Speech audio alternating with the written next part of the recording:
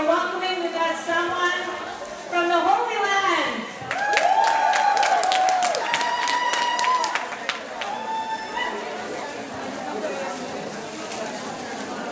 So I just want to take this moment to reflect upon the awesome feeling of having representatives from all over Montreal in one room for one beautiful cause. I was given the honor to introduce two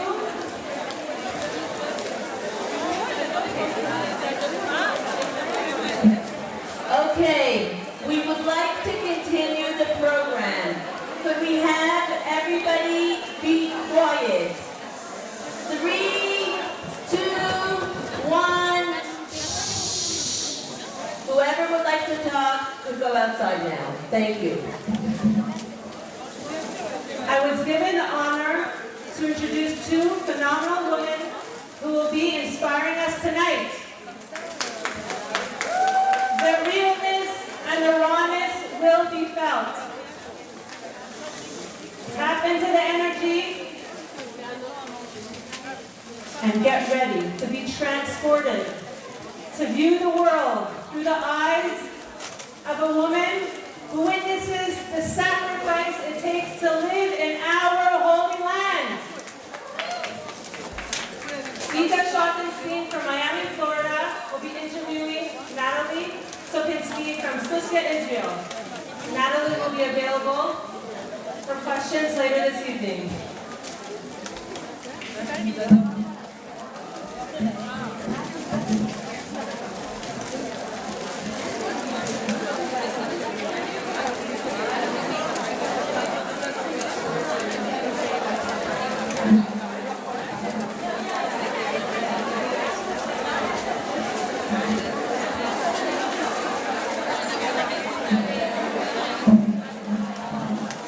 Okay, good evening, ladies. My name is Sopinsky, and I have the honor and the pleasure of sitting here with Natalie Sopinsky, who's going to share her wisdom with us tonight. So before I introduce Natalie formally, I just want to encourage everyone to really take advantage of this evening, because it's not just a holiday. And a holiday in and of itself is a beautiful and transformational event, as you all probably experienced. But this is also a holiday in the month of Elul, which has its own deep and transformative energy. Not to mention the unity that we're all experiencing here tonight. It's not just women coming together. It's different communities all around Montreal, united for a very special purpose. So I invite you all to visualize what blessings, what brachos do you want to see in your life this year? What areas of your life do you want to improve? Meditate on that a little bit. Maybe you want to deepen a relationship. Maybe you're looking to find your soulmate this year. Maybe you want to let go of something difficult, start something new. Tonight holds the power to elevate you to level 2.0. So with that, I am delighted to introduce Natalie. Natalie is a Delaware native who was raised in an all-American conservative Jewish family. Today she is a pistol-wearing, hitchhiking settler who lives in the Hebron Hills. She's a lawyer, a lifeguard, a mother of 5 children, and she represents the 150 communities in Judea and Samaria as Director of Development for Challah and Shamron, which is the main U.S. charity for emergency medical needs in the Jewish heartland. Natalie also hosts the weekly radio program, Returning Home, on Israel News Talk Radio. We are lucky to be here tonight. So let's dive right in. We don't have much time, and we want to maximize it. Natalie, your journey has taken you through so many experiences. Did you ever imagine, given your childhood and your early life, that you would be here today? First of all, thank you. This is my first ever Challah bake. I didn't know what it was. And it's beautiful, it's really beautiful. No, I didn't imagine I'd be living in Israel. I didn't imagine I'd look like this. And I didn't imagine I would have two boys fighting. I didn't imagine I'd have 5 kids. I was raised a regular American Jewish girl with dreams of dancing and dating. So my life has taken a turn. It did change. And Chabad was a big part of it. Okay, so you mentioned that you had a traditional upbringing. You had about mitzvah, you went to Hebrew school, but you didn't feel connected. I think a lot of people can relate to that feeling of maybe they're part of the community, but they don't feel a sense of deep spiritual connection to something greater. So if looking back, the woman you are today, what was missing back then, and where did you find that point of connection? I'll be honest with you, I got very lucky. I went to university and I met Israelis. And those Israelis told me, go to Israel. And I listened and I went to Israel. And I changed my life. I changed my life. Okay, so I was doing some research on you and I found this thing that you shared that was very intriguing. You said, and I'm going to quote, "Here in Israel, we are powerful, we're limitless. I've always felt that living here is living in color." Now, I live in Miami, so I would imagine, and I actually have a sister who went on her honeymoon to Israel and she never left, and she's still there 30 years later. And I know she would agree with you that in Israel we live in color. But I wonder, for people who live in America or in Canada and feel, well, this seems to be like the place of color. Describe to me, why is Israel the place where you live in color and not America? That is funny. That's very funny that you assume or presume that America and Canada is colorful and the best. This is not our home, people. Our home is Israel. Israel is colorful, it is magical. There is Jewish magic. Where I live, the hills are brown and green and full of life. And they're holy. And in Israel, you don't have any limits. You can do whatever you want. There's a lot of power there. You're not limited to be a lawyer, a doctor, a teacher. In Israel, you can be an archaeologist. You can be a gardener. I'm a lifeguard. You can do whatever you want. The status is different. You can be a mommy, and you're way up here. Israel is colorful, and it's bright, and it's a dream. So in an ideal world, we'd all move to Israel. But for those of us here, I feel like your energy is so palpable, and you have the sense of life in you. How can we tap into that here? Can we live in color here? Maybe not as much as you, but how do we do it here? You're in the right place to live in color. You need to pray. You need to keep mitzvot. You need to live a Torah life. A Torah life is full of color. And you should be looking forward, like I do, like you do, every Sunday. I can't wait for Shabbat. I cannot wait till Friday. Making challah, mitzvot, going to Beit Knesset, being with my family, turning off the cell phone. That is life. I live in a Torah community. I live in the Yishuv, 20 minutes south of Kavon. Everybody keeps Shabbat. Everybody keeps the Chagim. You have to be religious to live there. And it is, it's a lot like living in a summer camp. And if you can do that wherever you are, do it. Do it here in Montreal. Keep Shabbat. Keep the Chagim. Turn off your phone. Keep as many special, holy laws as you can, and elevate your life. So I want to talk about fear, because a lot of people live in fear, and you live in a place that's an actual danger zone. I know people in America, I live in a safe neighborhood, And sometimes when I hear a noise at night, I get scared. Some people will like make sure that the cops are around to avoid, risk and danger. I know in Montreal, it's not easy being a Jew. They're surrounded by quite a bit of anti-Semitism, especially on college campuses. It's a scary thing.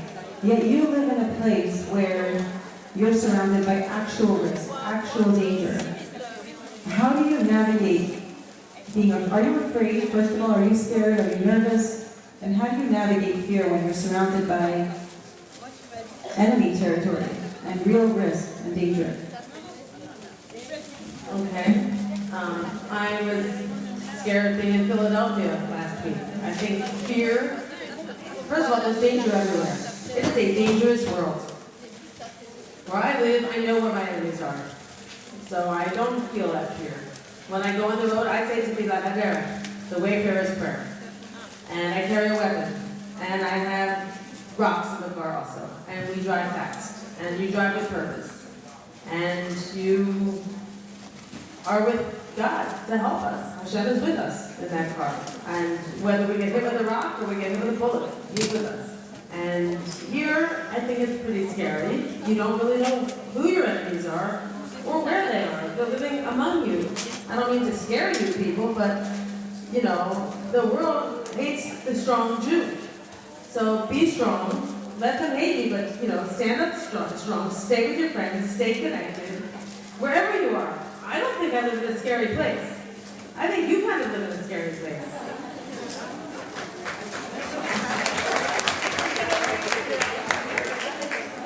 It's interesting because the Lubavitch Rebbe did say that Israel is the safest place in the world. And Israel always seems scarier when we're outside of it. And somehow when you go, you feel a sense of peace when you're there. But you're right, the world is a scary place.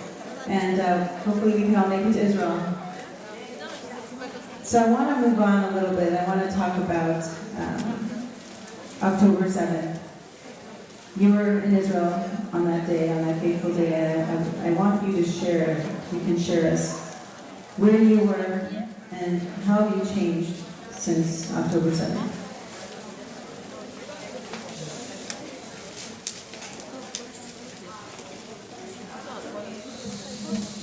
October 7th was Simchat Torah and Shabbat.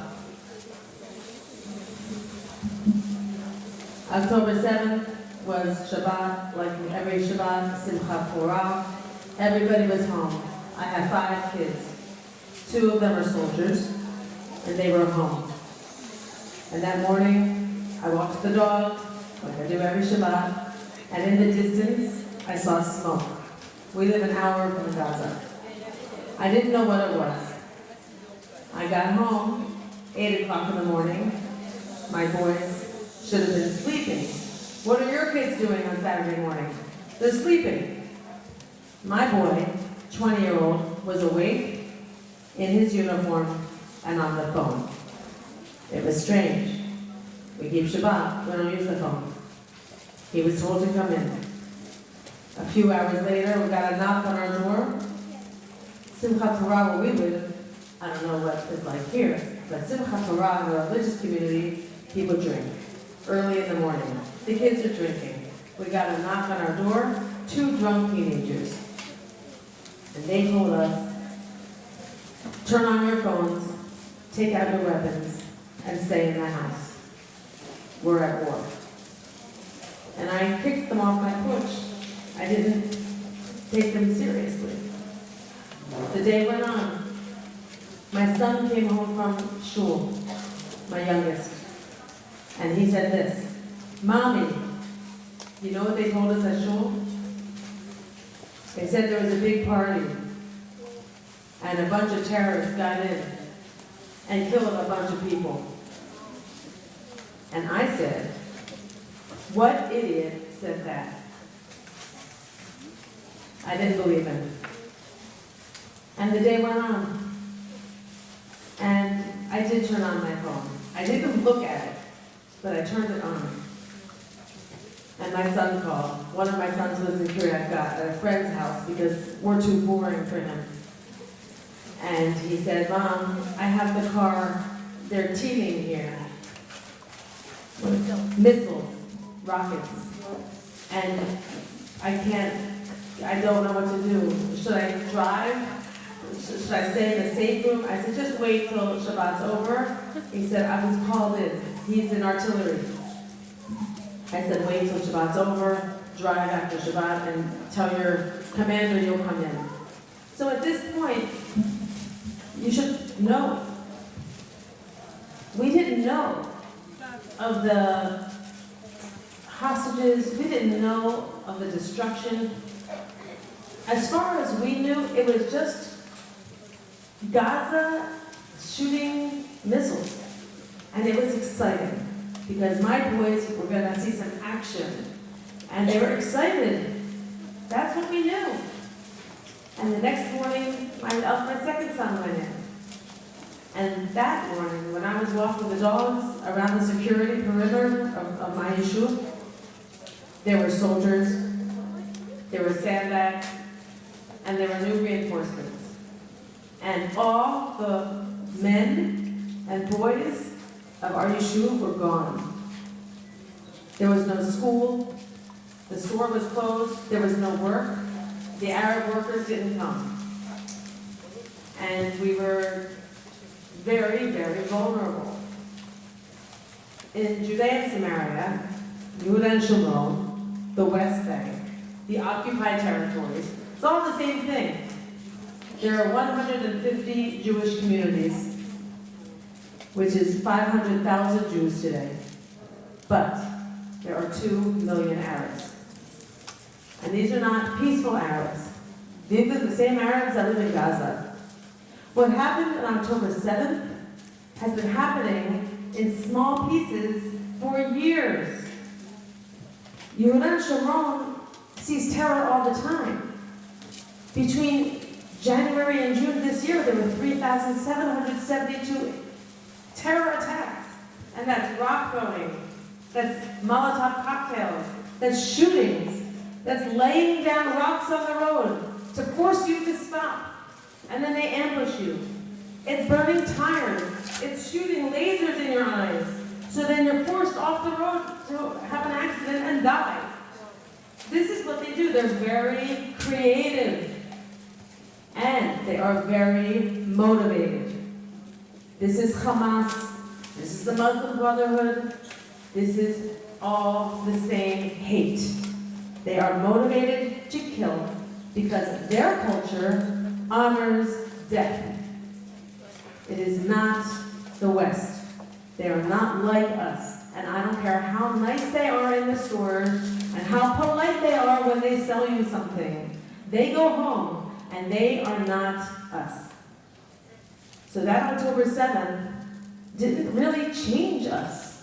It opened the eyes of everyone else.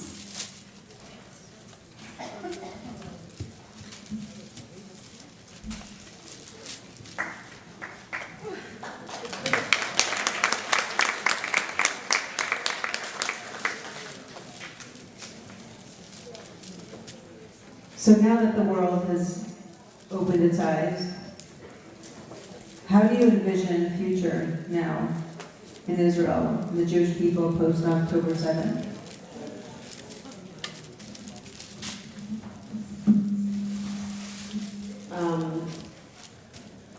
This is not going to be a happy answer. People ask me a lot, will there be peace? No, there will not be peace. This is a volatile land. It's a holy land. It's special. Everybody wants it. And we are going to be fighting forever. And my children are going to be soldiers forever. And they're all going to be in Gaza. Actually, one of them keeps going in and out. One of them is outside Gaza. And this morning I got a call from one of them, and he said, Mom, they're setting us up to Lebanon. I was really hoping he wouldn't go. But we have to keep it together. And I said, how are you feeling? How do you feel? He said, I feel good. Our soldiers, our boys, are one and the same. Our soldiers aren't some big, tough, career soldiers. Our soldiers are us. Our soldiers are our boys. And I say boys, meaning they're still reading Harry Potter. They're boys. And they grow up very fast.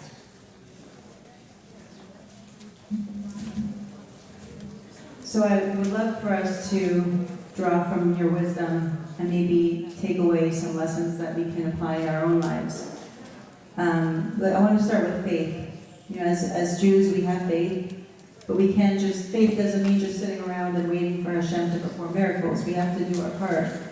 And one thing that you said, and I'll quote again, you said, nothing in life just happens. Everything takes effort, not necessarily a plan, but definitely effort.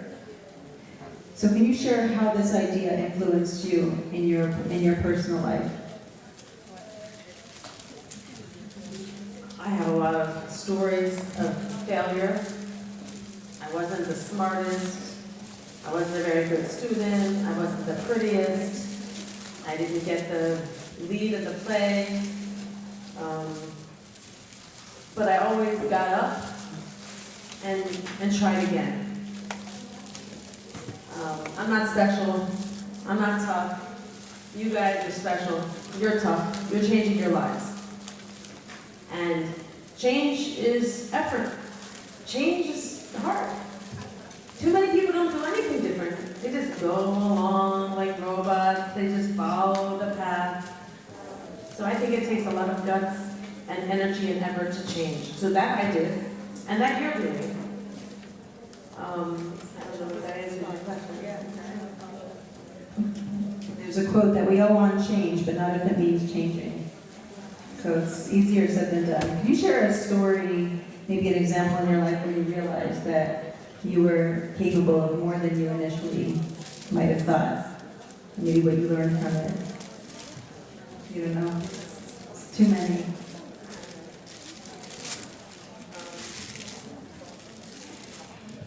What about your decision to move to Israel?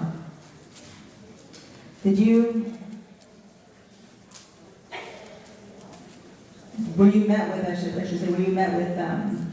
pushback from family? How did your family feel about your lifestyle and the person that you became? Are they okay with it? No, they were not okay with it. So there's two things. Moving to Israel is one thing. Becoming religious or looking like this is something else. And that was hard. That was hard, and they were not happy with it, and I'm the only one in my family who married a Jew. And it is a struggle.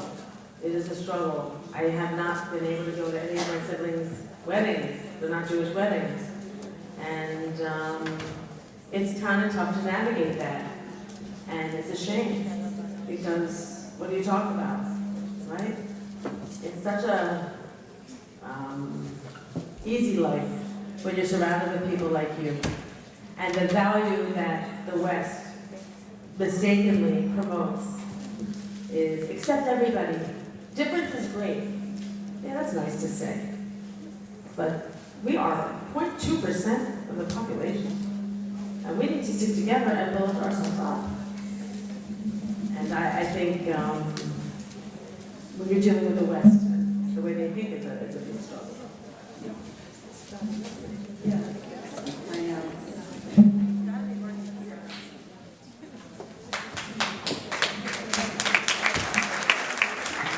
Okay, so now that you've lived in Israel for how many years now? 18 years. Hi, beautiful. So what are some things you could teach us, North Americans, from Israeli culture that you think we need to learn? One is to stick together, like you said. What else? What other fun facts you could share? The very first thing I learned, and it's still something I do, is Tesech Chaim. Tesech Chaim, where are you, Israeli lady? Do life. Live. Do. Do. And that means you want to get that degree, try. You want to go out with that boy, go. You want to learn a new language, learn. Don't wait. Don't doubt. You don't need to be the best. You need to do. And life is so short and things happen so quickly. You don't need to have a beautiful kitchen, all right? You should have a beautiful family. You don't need to be the smartest in your class and let everything else fall by the side. And I think Western society, and I know in my life, I was supposed to have a certain kind of life. I'm an attorney, and I live in Susia today. I'm a lifeguard in the summer. My parents, they couldn't understand. They couldn't, my house isn't fancy, okay? My kitchen isn't super clean, but my children are strong.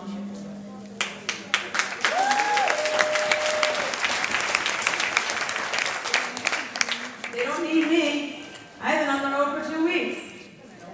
They drive, they fight, they're tall, they can make decisions, they have no fear, they travel on their own. They're strong Jews.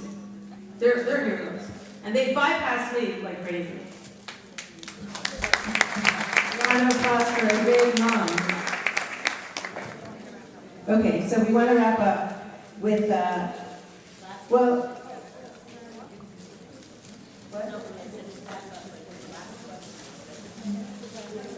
we want to draw some lessons for you. I was going to ask if you could share with women here tonight, you know, a takeaway message that you think is important to know. I feel like you just shared so much. Is there something else that you can share with us that we can walk away with? We've already learned so much from you. Something that stands out to you. Yeah, this is very simple. Very simple. In Israel, I've learned this. I think everyone who lives in Israel learns this. Let go. We can't control everything. We control. Do your best, but you don't need to control everything, and you don't need to have all the answers. Let go. Let go and let God. Thank you, Natalie. You are amazing. You're truly amazing. Okay.